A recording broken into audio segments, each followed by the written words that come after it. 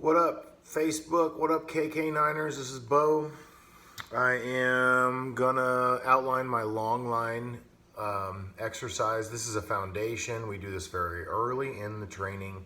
This is my whiteboard explanation so that you guys can better understand it and do this at home. So it's a very old technique. I've been using it for 15 years. I've learned so many things over the last 15 years, and this is the one exercise that I refuse to change out or get rid of. I continue to do this with dogs. It's so beneficial. It's beneficial with new dogs. It's beneficial with well-trained dogs. I'll take my well-trained dogs and do some long line work. It's a fun game for them, and it is very effective at getting them to pay attention to you. So. First things first, you're going to use a 15-foot leash. All right, I have one sitting here. We have cotton ones. This is a biothane one, but nothing special about this leash. It's just 15 feet long. It's got a clip on one end and a handle on the other. Okay, we'll start with your grip. All right, so the grip, let me put this camera down so you can see my chest here. So here's the grip, all right? Here's your handle. All right, actually not called a handle, it's called a thumb loop because it goes over your thumb. This is actually my right hand, left, right. Okay, so my right thumb goes through here, grasp here, just directly underneath.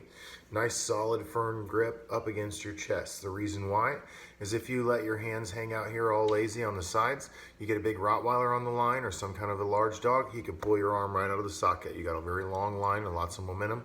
So here's your grip for safety, and you're gonna go right up against your chest. I have seen, I always like the long lines that drag on the line or drag on the ground, but I will say that there is a danger to this. The biggest tip that I can give you while doing long line exercise is do not trip on the line, all right? I've been there, I've done that, I've injured myself, I've been laying on the ground begging for mercy because yes, that hurt. Don't trip on the line. The best way, like as I'm moving along, if I was gonna turn around and go the other way, I would look down first. If the leash is on my left, I turn right. If the leash is on my right, I turn left. I turn away from the leash, not into the leash. If you turn into the leash, it gets wrapped around your feet. So there's our safety tip.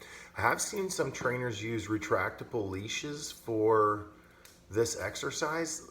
Sweet, cool. I think it's a neat idea. It would get rid of the danger aspect of you tripping on the leash. However, also, I'd certainly have to get used to it. But yeah, it seems like a pretty good idea. If I did so, it would be done with a 15-foot one, that's for sure. Okay, so what collar are we going to use? Any collar is fine. I like to just use a regular old martingale collar. You could use a slip collar. You could use a prong collar. You could use a buckle collar as long as it's super tight. Those things like to come off. That's why I like my martingales. But it doesn't really matter what kind of collar you use. I would not use a head halter for this exercise though. We do use head halters. We love head halters, but we use them with short leashes. So, yeah, okay. Now, rules of the game. No talking, no touching, no eye contact, ignore the dog. There will be a time in the exercise a little bit later on when we add in words, we add in rewards, we add in all kinds of fun stuff, but for now we're gonna roll with no talking, no touching, no eye contact, ignore the dog, hold your grip. What you're gonna be doing this exercise, you're gonna be walking and waiting, and walking and waiting, and walking and waiting. You're gonna be doing this in a triangle pattern, okay? So I'm gonna write our triangle pattern up here. We're gonna have 3 points in the triangle, and those points are gonna be labeled A, B, and C, okay? So, my marker's terrible. Get rid of that one.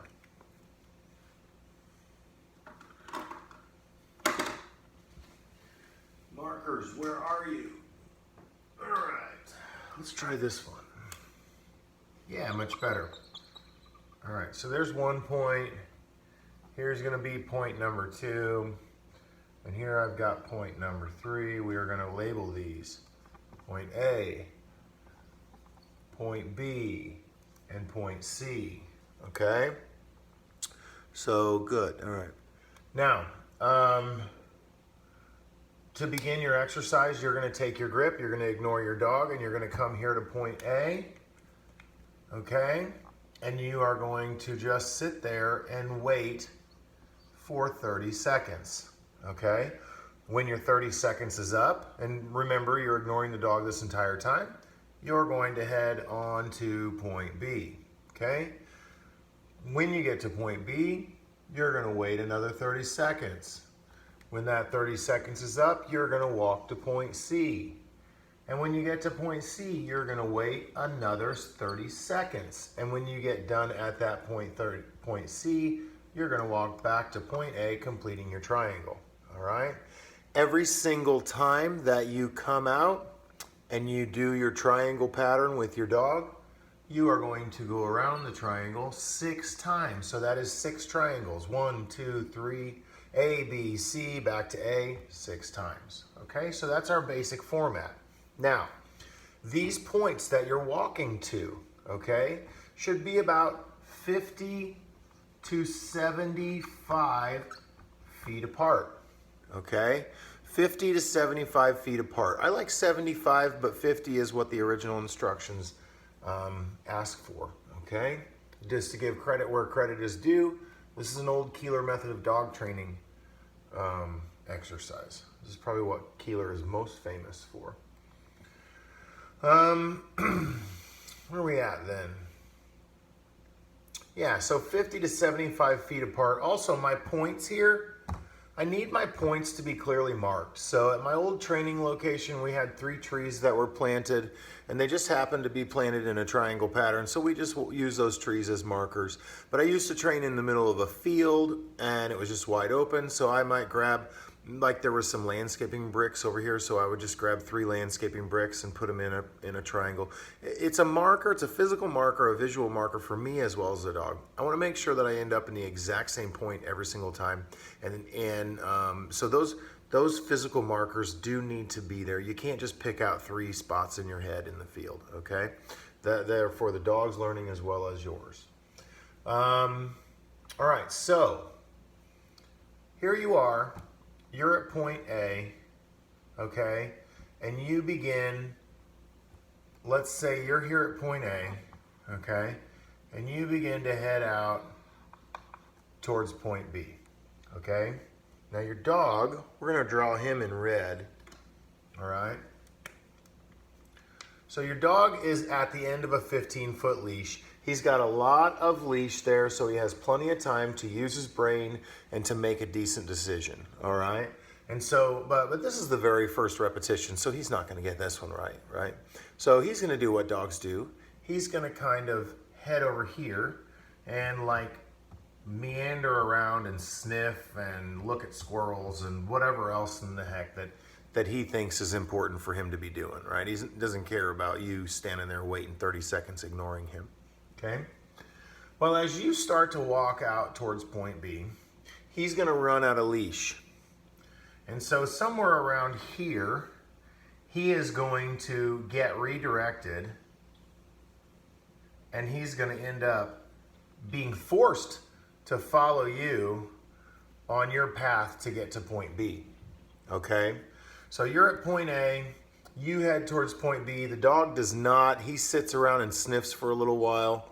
So then you say, well, I'm gonna keep on going, but he's attached to a 15-foot leash, so he gets pulled in the direction of that.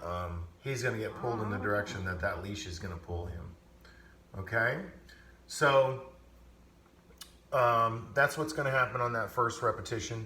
And then next thing you know, the 2 of you are gonna be hanging out over here, waiting for another 30 seconds to go by, right there. Okay, so the biggest mistake that I find on this very first repetition is owners, and this is one of the reasons why we always tell you no talking, no touching, no eye contact, ignore the dog, is because we need you just to go. Just walk. Go to that next point. It's only 50 feet away. Go. Some of your dogs are going to hesitate. Some of your dogs are going to put the brakes on and say, no, no, no, no, no. And you're going to say, yes, honey, and we're just going to go. So ignore the dog and walk. Oftentimes what we see is just after I've said ignore the dog and walk, about 15 feet later, the owner's trucking along, and then he gets here and he feels that tug at the end of the leash and looks back and goes, honey, what's going on? How come you're not walking with me? All right, this is not a negotiation. Walk. just go. Okay, so don't stop, don't turn back, don't have a conversation with the dog, don't allow him or her to dictate the movement. You are dictating the movement. Go. Okay? All right, now,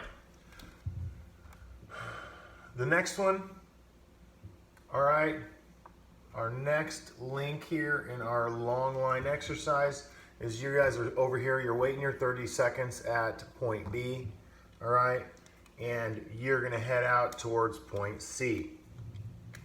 So off you go. You're heading out towards point C. Once again, our friend, our pupper friend here decides, well, I tell you what, I'm gonna come over here and sniff and all kinds of fun stuff, whatever he feels like doing. Well, he's got a 15-foot leash on him. So right about here, he's gonna hit the end of that line and he's gonna get redirected back towards you, okay? Until finally he catches up to you, and then you guys both end up at this point hanging out together, and then once again you're going to wait your 30 seconds. All right, so all you're doing, this is pretty simple, is you're waiting and you're walking and you're waiting and you're walking, and then guess what we're going to do again? Okay, we're going to wait and then we're going to walk. And then even on this third one, our dog here, maybe not, he's not too smart. He's gonna come over here and he's gonna sniff around and not really care. And then he's gonna hit the end of this line here and get redirected and have to follow the owner all the way back to our point A. And then once again, we're waiting for 30 seconds, okay? So really simple. You're ignoring the dog. You're waiting 30 seconds at each point, and you're walking to the next point, continuing to ignore the dog, not caring whether he follows or not, because the leash is going to do the thing for you. Now, there's two things that are going to happen at the end of that line. One of them is a couple things that could happen, maybe three things. One of them is the dog's going to miss the end of the line, notice that you moved, and hurry up along so that he can keep up with you. Beautiful, that's what we would like. The other thing that's going to happen is he's going to hit the end of the line and get tugged by the collar, okay? The third thing that's going to happen is that he's going to get his feet tangled up in the leash, okay? When the feet get tangled up in the leash, there's only one way for him to get out of that problem. Speed up, catch up to the owner. As soon as he gets tangled in the line, the only reason is because he's stopped, he's not walking, he's fighting, he might even be biting the leash. The owner just, gently, don't like drag him across the yard, but just keep moving. Keep your line taut. He will learn that the only way to fix the predicament that he has just gotten himself into is to speed up and catch up to the owner, okay? That is unless our pet parent decides to go back and fix the problem for the dog. They walk back there and they untangle him. Now we have a new solution, okay? Which is to act like you're helpless until mommy comes to save you, okay? Let's not teach our puppers learned helplessness. Teach them to act. Teach them to fix their own problems. Don't go back and save the dog. Keep the line tight. Let the dog figure it out, okay? Now, this is it, okay? This is how you're going to do it. You're going to do this for 2 days. So for 2 days, you're going to wait, you're going to walk. You're going to wait, you're going to walk, you're going to wait, you're going to walk. A complete triangle, 6 triangles. So each day you'll come out, you'll do 6 triangles. Takes you about 25 minutes, maybe 30 minutes to complete it. Okay? And this is going to be your instructions for your first 2 days of training here. All right, these are the easy days. These are where we're just kind of reading the rules to the dog. We're teaching him about how long the line is. We're teaching him about the ignoring and that he has to walk. We're not asking, we're telling. We are teaching him that there's a collar and there's a tangle that is going to be part of this exercise if he doesn't do it right. And over those 2 days, he's probably going to change a lot of his ignoring and sniffing behaviors into watching you, staying by you, walking by you. Because, I mean, this is, what is it? We have 1, 2, 3 repetitions, 6 times. So we've got 18 repetitions there per day. So by the time you get to day 3, you come out, he's going to have a very nice understanding of what we're up to here. Okay? So I need a paper towel. We're going to erase this. Okay.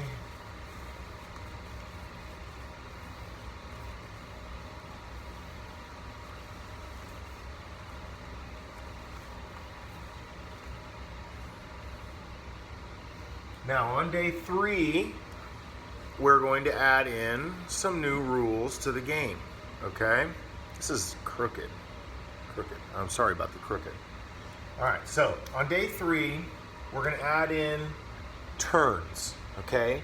What I mean by that is that when the dog decides to get away from you by more than 5 feet, you're gonna turn in the opposite direction. Then he will end up hitting the end of the line, getting redirected back in your direction. So basically, if he goes forward, you turn around and go the other way. If he lags behind, you speed up forward. If he goes left, you go right. If he goes right, you go left, okay? I only make these turns if the dog makes the mistake by more than 5 feet or around 5 feet. So if he gets 5 feet to the left, I turn right. 5 feet to the right, I turn left. Makes sense? Give him a 5-foot latitude, okay? If he's within 5 feet of me, we just nicely move along because he is currently getting the solution to the exercise. He's getting it right, okay? So, all right, let's put our triangle up here. Come on, marker. 1, 2, 3, and remember this is point A, point B, and point C, right? So, on day 3, you are going to start your exercise off like you always do by waiting for 30 seconds. After you are finished waiting your 30 seconds, you're going to head on to your point B. Now, in this moment, your pup shouldn't make the mistake of lagging behind and sniffing because you've had many, many repetitions in the previous 2 days of him understanding that this is an important moment. And so at this point in time, if your pup decides to move over here and start sniffing around, all right, this is a moment that is going to get corrected. And what this means is that you are going to put in a speed burst all the way to point B, okay? So you start out, my arrow's probably not really accurate because we're gonna give him only a 5-foot latitude. So you begin moving and he does not. If he allows you to get 5 feet away from him before he starts moving, you are going to speed up and get all the way to point B in a hurry, okay? What's gonna happen to him is about 15 feet later, he's gonna pop the end of this leash and he's gonna get moving in this direction a lot faster than he did the day before, okay? It does not, I mean, generally they only make that mistake probably once. When you guys get here, it's back to waiting our 30 seconds again, okay? So back to waiting. Now, this time, he's learned his lesson, so he's not gonna make that mistake anymore. This time, we're gonna head out towards point C, okay? So after our wait 30 seconds, we head out towards point C. Now this time, he says, well, I'm never lagging behind ever again.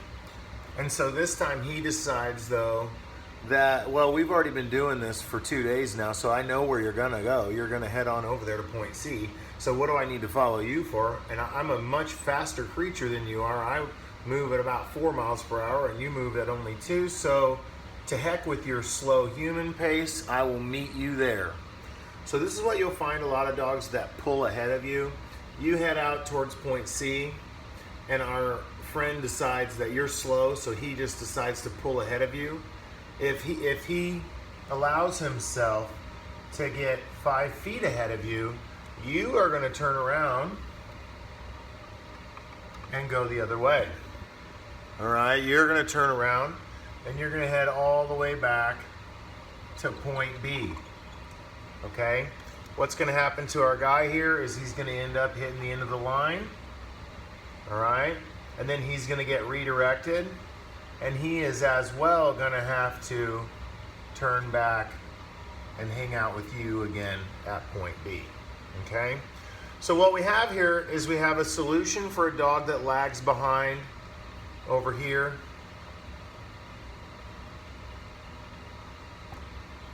And then we have a solution for a dog who pulls ahead of you over here. Okay, does that make sense? Those are our most 2 common issues whenever we're walking a dog, is a dog that goes too far behind and a dog that goes too far ahead. And so that's probably that 180-degree turn, go the other way, is going to be your most common correction when you're doing this exercise. All right? Okay, so let's say that we get back there, we wait our 30 seconds, and then we end up getting a chance to head to point C. He learns his lesson.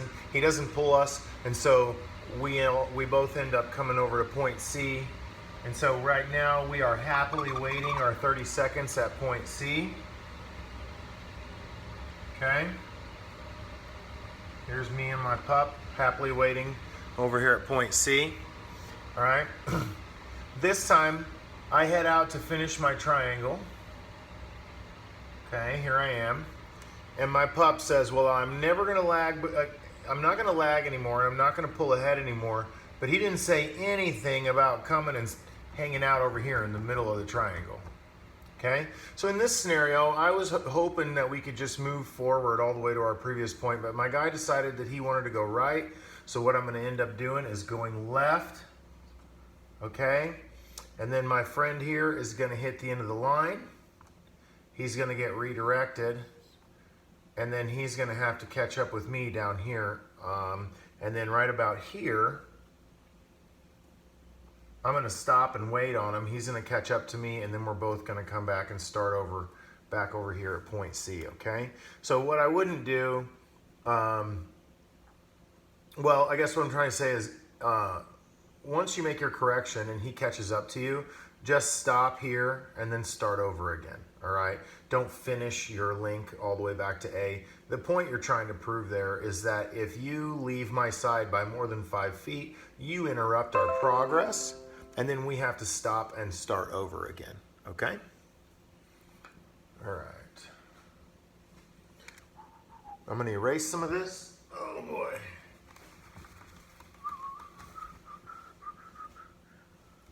Let's see, our point was here. Come on now. Pen, come on, pen. Whatever, pen. We'll use red.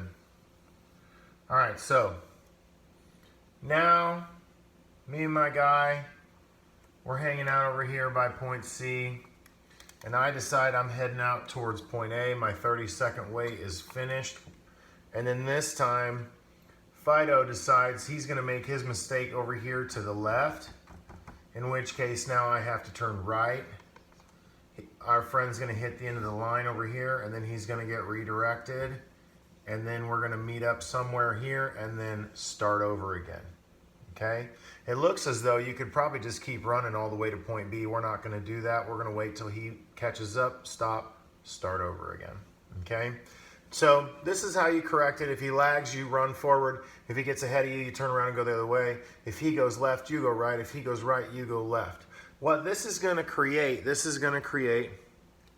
what we call Velcro Dog. Okay? Where the dog wants to do what you do. He wants to wait with you when you're waiting. He wants to walk with you when you're walking. And generally they stay within 5 feet of you. Sometimes they get even closer. A lot of the time they'll hug up to your leg and they'll say, listen, that end of the line over there is terrible, but over here by you is nice and loose and nice and comfy, and I've got all this room with the leash. Wonderful. How about I just stay by you? That is the goal of the exercise, is to create a dog who, even though he has 15 feet, he walks next to you with 15 feet of looseness walking behind him. When he gives me that picture, that is when I start paying him. You may notice that some dogs do this on day one before you even start the turns. There's some dogs out there that when you walk, they walk, and when you turn, they turn. Those are dogs that I'm going to be throwing food at them very quickly. I'm going to be going, yes, look at how wonderful you're doing, and paying them. I'm going to, now when I first start this, I want you guys to go with no talking, no touching, no eye contact. But as soon as that dog starts to do well and starts to give you the look that you're looking for, which is waiting with you and walking with you and turning with you and mimicking your behavior, right here next to you with 15 feet of looseness going dragging behind, that's a dog that's going to get yes and food. Now, I'm not talking to him. I'm only giving him one word. I'm not having a conversation. Everything else is me ignoring until he gives me what I want. And then, yes, I mark it and give food and then move along. Okay? I want to pay with food for the exact thing that I'm looking for, which is a perfect, nice, lovely heel at my side. It's not a heel, but it kind of looks like it. We call it Velcro Dog because it seems like the dog just wants to get super, super close to you. Okay? So that's where we add in the food to this exercise. I do love working with food, and as soon as you start adding the food to this exercise, that dog is going to begin enjoying the exercise so much more that he understands that there are little moments that if he does well, then he gets paid. Now, that is days 1, 2, and 3, but this is a 6-day exercise, okay? So, I'm going to erase this, and we're going to move on to days 4, 5, and 6. Now, after doing the exercise in a low distracting area and making the dog stay within 5 feet of you and everything that I just explained, you're going to have created what we call Velcro Dog. And when Velcro Dog is created, you're welcome to pay with food, with marking with the word yes. When you come out on day 4, your dog is going to be glued to you. He's going to be stuck to you. And you're going to think, why are we doing this for 3 more days? The dog already gets the point. Why don't we just move on to something else? And you have an excellent point. The dog understands, the dog gets it. You could possibly move on to this. But you also have an opportunity to take a skill set that he is now mastering and challenge it against more difficult things to make him even better at that skill set. So on days 4, 5, and 6, we're going to do the exact same exercise. We're just going to add distractions to it.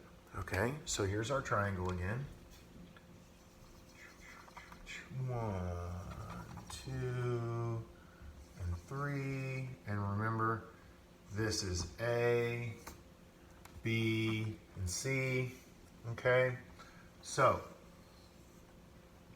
all right, so because of your work on day 3, you did the turns and the running and all this fun stuff, and then you added food when he did great. He's going to come out on day 4, and he's going to be an ace at this. And so knowing that he did so well on day 3, we're going to move to a more distracting, a more difficult format, right? Now, if your dog doesn't give you Velcro Dog on day 3, that means that he's having trouble. So do day 3 again, possibly go back and do day 2 again. And then day 3 again. Don't make it anything harder in dog training, no matter what you're teaching, until the dog aces what you're teaching. Then you increase the difficulty level, right? So on days 4, 5, and 6, it's the same game. You're still with the 15-foot leash, still with the triangle, still with the same points. You're still correcting the dog if he messes up. So if he lags behind, you take off running. If he gets ahead, you turn around, go the other way. If he goes left, you go right. If he goes right, you go left, and there's a 5-foot radius. Nothing changes. The only thing that changes is that now we are loading our area with distractions. So I am going to place a distraction 10 feet beyond each point. Why 10 feet? Well, because I'm giving him a 5-foot radius, and his leash is 15. So in his head, he thinks this leash is 15 feet long. I can make it. I can get that distraction. If there's a cheeseburger sitting over there, I could snatch that cheeseburger just like that. But when he does, he's going to get past his 5-foot radius, and I'm going to take off running, okay? And so it seems to him as if he can make it, but he can't. So we are going to place distractions here. All right, maybe here, possibly here, or you could put them here, however you want. Same here with this, all right? I'm gonna get rid of my letters. You guys understand the letters, I don't have to have them there. All right, so I could have anywhere in here, okay? I can have distractions anywhere on the outsides of these corners. You see what I mean? But your movement from here to here to here stays exactly the same, all right? He can't get to these distractions. He has to stay in the center, and he has to focus, and he has to do the thing even though these distractions are placed out here, okay? One distraction is plenty, 2 distractions is better, okay? But I would have at least 1 at each point, all right? And remember, your distractions are a minimum, which really probably right at 10 feet away, okay? Pardon me.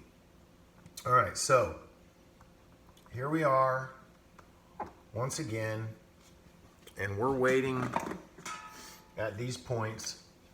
Okay, here's me, and here's my guy, and I have a distraction over here, and he says, that sucker is within my leash length. I can get to that. So he starts to head over to that distraction, and then I speed burst, take off running. He hits the end of the line, gets redirected here, and he learns that he actually couldn't get to that distraction. Does that make sense?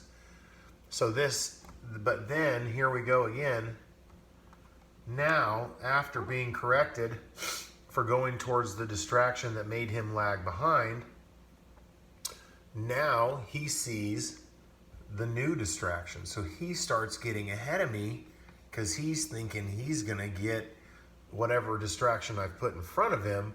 And so here I'm going to turn around, go back to my previous point, and he's not actually gonna be able to get what he thinks he can get. Does that make sense? So nothing changes. I'm still practicing the same triangle that I did on day 3. The only difference is now there are distractions out there, which is going to totally bring a whole new challenge to the yard. He is going to mess up. You are going to have to make some corrections, and then once he nails it, you're going to tell him yes and throw food in his mouth and tell him how smart he is for doing it right. Okay? That all makes sense? Now, what kind of distractions are we going to use?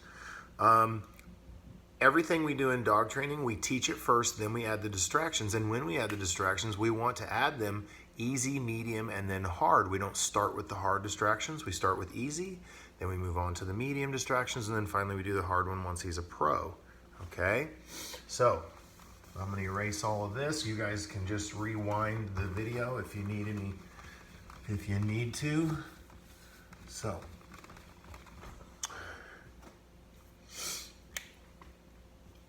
no, that's not writing correctly. We'll try the blue again. Days 1 and 2. These are practice days.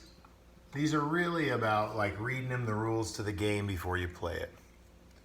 Day 3, this is where you start the turns and you give him the rest of the rules and you let him know you have to stay right by me.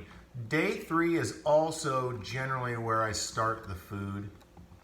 Although you could start it early if your dog gives you a really good look the first day or the second day. I know at Cranky Canine, we start food a lot earlier because we know how to get what we want out of the pups earlier. So, all right, now days 4,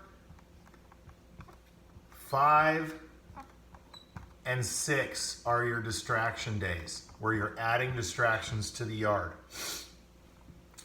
It is best if your distractions are already set before you get out there. So if you can set up your training field and then bring the dog into the field, that's going to be the best way to do it. I don't really want him tethered to a tree while he's watching you place the distractions. I want the distractions already placed before he goes out there. okay? Remember, days 4, 5, and 6, these are easy, medium, and hard.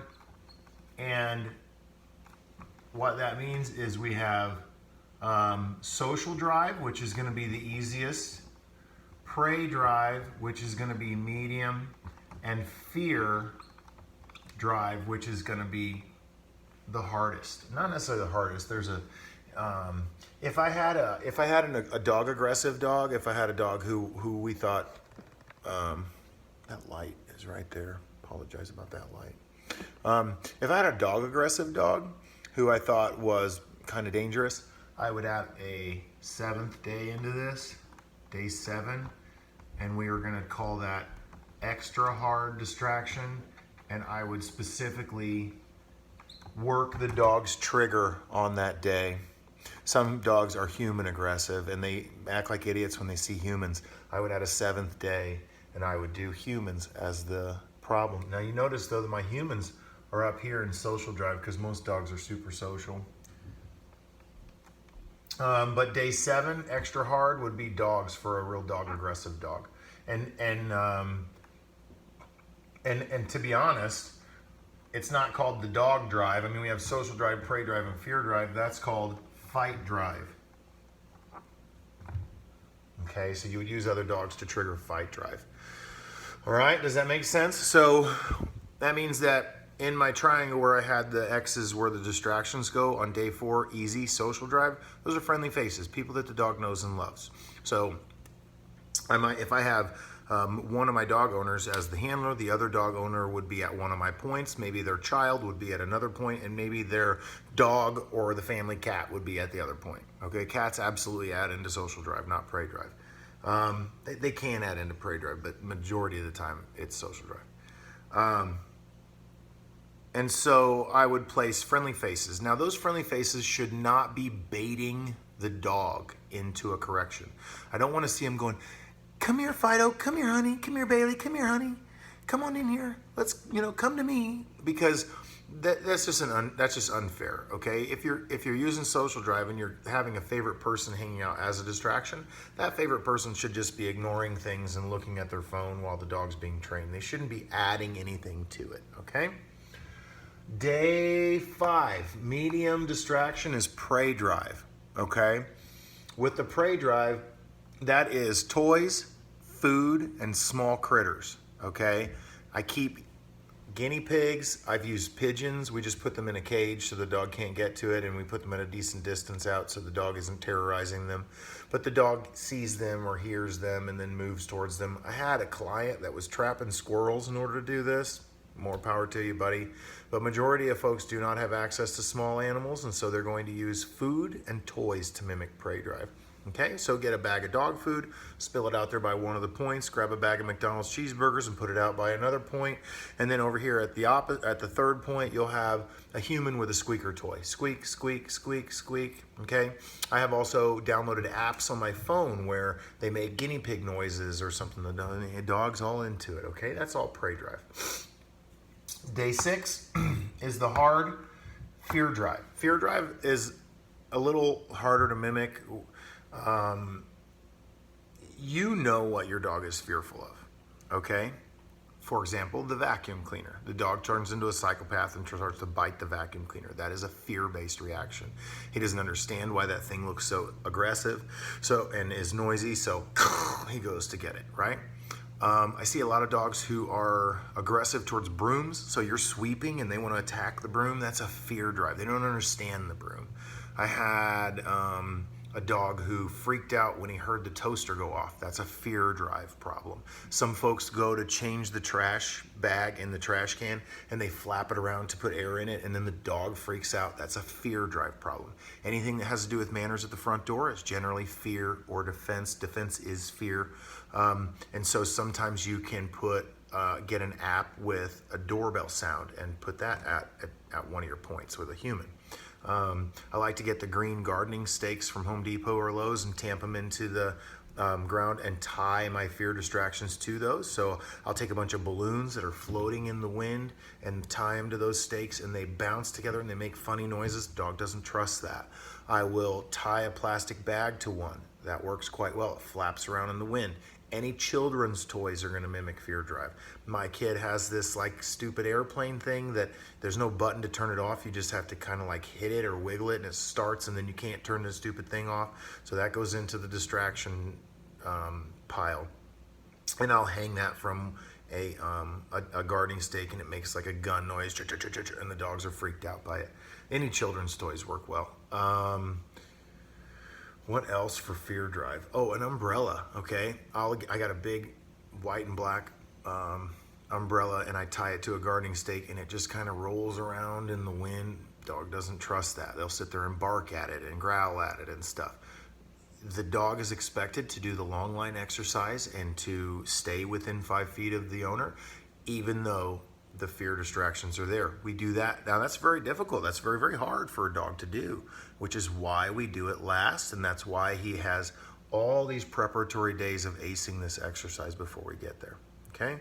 Once again, day 7, a lot of you guys working with us have got dog aggressive dogs. Okay. So day 7 for these dog aggressive dogs are going to be dogs who are right in the middle of the triangle. And there is a dog at 10 feet back at every single corner, okay? With dogs though, maybe you do 15 feet back, 20 feet back, 30 feet back instead of only 10, because you do need to consider the dog being used as distraction. You need to consider his point of view, right? He can tell that that dog's dog aggressive, and so if you're forcing him to only be 10 feet away, then you're gonna upset him, and we don't wanna do that. So maybe use as much distance as you need with dogs. More is probably better. If you put a dog at 30 feet out, and then that helps the dog aggressive dog succeed, we can then scoot those dogs into 20 feet or scoot those dogs into 15 feet or 10 feet later once the dog is doing quite well. So if you have a very dog aggressive dog, then you need to make sure that those dogs are placed further back as far as distraction wise go. And then once the dog does well, then sink it in, okay? There is a test to know whether or not your dog is ready for the next step. Let's erase. I will draw you a picture of our test. Okay. Is your dog ready for the next step? This is a building. We're gonna do like a bird's eye or a sky view of a building, okay? So this is the corner of a building. You and your dog are hanging out here. Okay. All right. You and your pup are hanging out here. All right. And somebody is prepared with their dog here. Okay. We'll put doggos in red. So these two couples, owner and dog, they cannot see each other. It's a setup, so you obviously know it's there, but the dog does not know that there's another dog there, okay? So this is a setup, and there's a corner here. Now, what's gonna happen is these two, the owner and dog, are going to all of a sudden walk around the corner. And that is going to create, eyesight, you guys will be able to see, all of a sudden around the corner. Now, how does your dog react?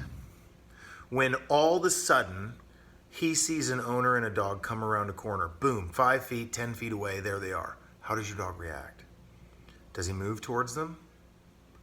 Or does he look to you, worried that you're going to take off running in the other direction if he moves towards that distraction? Okay? One of those dogs fails, the other one passes. Okay? If your dog, if as soon as he sees that distraction, his gut instinct is to look to you to make sure that he's doing the right thing, your dog passes and can then go on to the next level of training. Okay? If he moves towards the distraction, he fails. All right? You might even know if your dog would fail. And if you do, don't bother with the test. Just go back and do more work.